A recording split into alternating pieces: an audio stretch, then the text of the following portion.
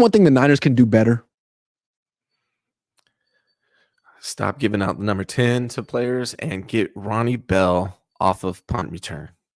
That's one I'm going to go with. Look, I tweeted on December 3rd, get Ronnie Bell out of punt return. You can see it. Let's slow down because Ronnie Bell's probably the only person getting criticized after this last game. He deserves it. Yeah. But I like Ronnie Bell.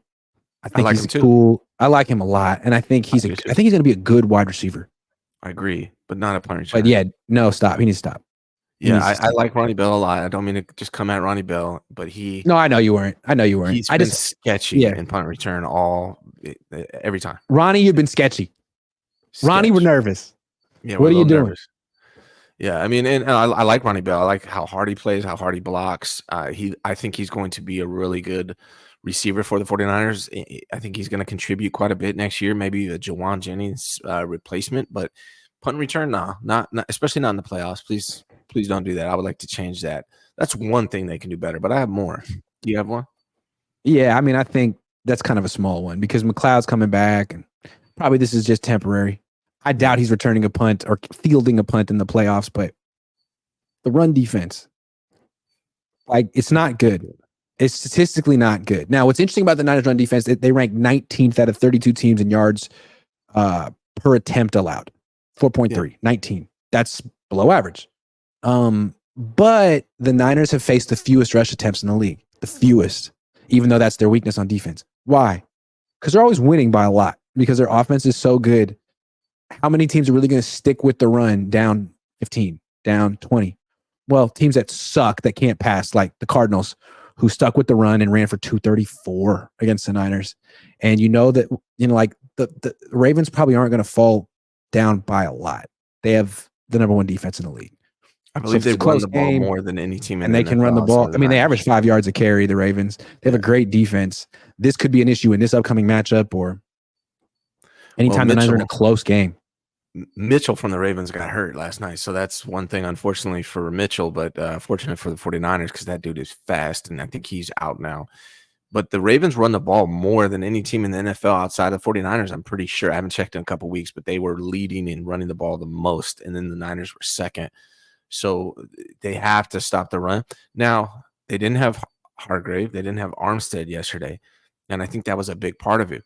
But the most disturbing thing from the game yesterday to me, Grant, and I want to get your take on why. I tweeted out 4 days ago that Fred Warner deserves to be in the Defensive Player of the Year discussion.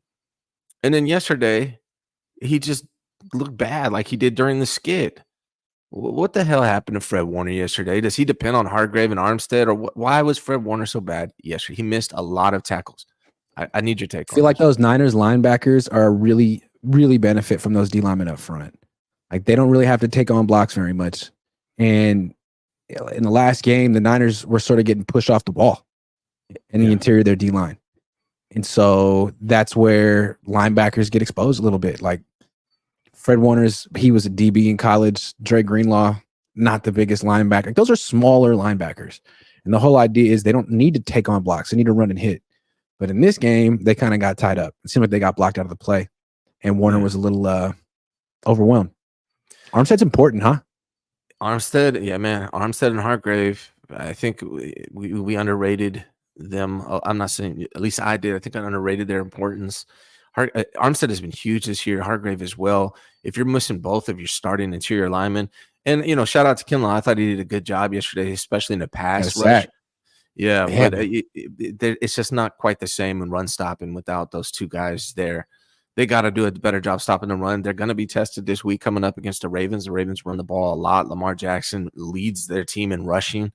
So it's going to be interesting. It's going to be a very good measure of where the 49ers are going into the Super Bowl. I think the 49ers have established that they're the best team in the NFC. Now they're playing the best team in the AFC. This is probably a Super Bowl preview, possibly a Super Bowl preview. And they're going up against a team minus Mitchell, but still runs the ball really well. They got 4 guys that they run on a regular basis.